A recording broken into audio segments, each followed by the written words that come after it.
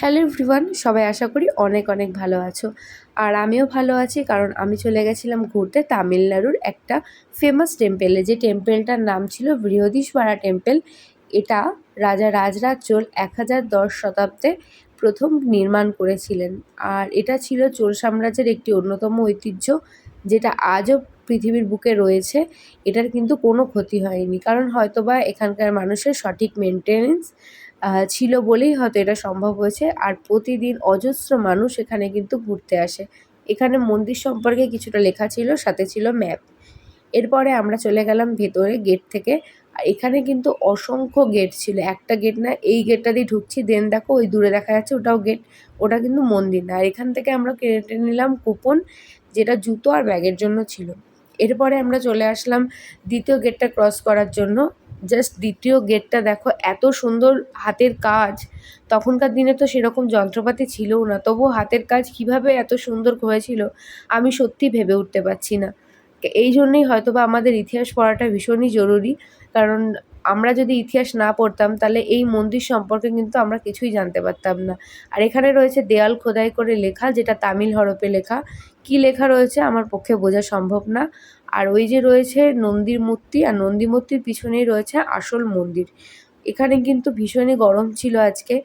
আর আমার কিন্তু পা একদম লাল হয়ে গেছিলো, কারণ এখানে খালি পায়ে হাঁটতে হচ্ছিলো। যতই বস্তা পাতা থাক না কেন, জল কিন্তু খুব তাড়াতাড়ি শুকিয়ে গেছিলো। দেখো কিছু কিছু জায়গায় রয়েছে, কিন্তু পা কিন্তু ভীষণই, মানে পায়ের অবস্থা খুব খারাপ হয়ে গেছিলো, আমার পায়ে ঠোসা পড়ে গেছিলো। ওখানটায় রয়েছে নন্দী মূর্তি, আর আমরা এরপরে যাব নন্দী মূর্তিরই সামনে। আমি সব কিছু ভিডিও করছিলাম, তার কারণ আমি চেয়েছিলাম স্মৃতিটাকে ধরে রাখতে। আর এখানে অসংখ্য মন্দির ছিল, সবই ভগবান শিবের। আর শিবের মন্দিরগুলোতে কোথাও কোথাও বা আরতি হচ্ছিল, কোথাও কোথাও বা মানুষের ভিড় ছিল, সেজন্য আমরা ভেতরটায় যেতে পারিনি।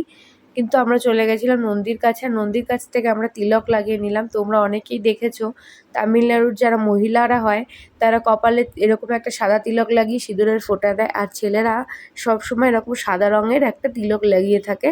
কিন্তু এটা হলো এক ধরনের ভগবানের আশীর্বাদ স্বরূপ ছাই। এটা কোনো তিলক মানে খড়িমাটি বা চন্দন নয়।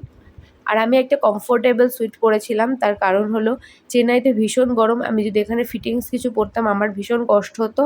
আমি কিন্তু ফিটিংস যে ড্রেস সেরকমভাবে পরতে পারি না গরমের মধ্যে। এখানে আমরা গণেশজিকে প্রণাম করে ভেতরে চলে গেলাম। আর ভেতরে নিদর্শনটা জাস্ট দেখো, অসাধারণ। এখানে এসে যেন আমি একটা ভীষণ শান্তি অনুভব করছিলাম, বিশ্বাস করো। এখানে যদি লোকের গ্যাদারিং না থাকতো, একা নিশ্চুপভাবে বসে থাকতাম ভগবানের কাছে, বেশ ভালো লাগতো। আর পিলারগুলোতে দেখো সুন্দর কাজ করা। এখানটায় রয়েছে রাবণের একটা মূর্তি। আর এখানে অজস্র লোক ছিল, আর ভেতরে প্রচুর লাইন হয়েছিল। ভগবানের মূর্তিটা কিন্তু এখান থেকে অনেকটাই দূরে ছিল। আর আমি সব কিছুর ভিডিও করার চেষ্টা করছিলাম, কিন্তু সব কিছু হয়ে উঠছিল না। এইখানটায় দেখো হাতের কাজ কি পরিমাণে সুন্দর।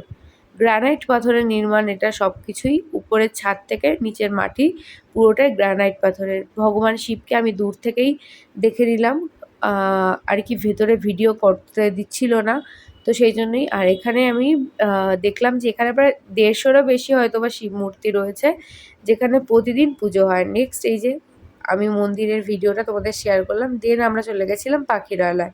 সেটার ভিডিও খুব তাড়াতাড়ি আসছে। বাই, দেখা হচ্ছে।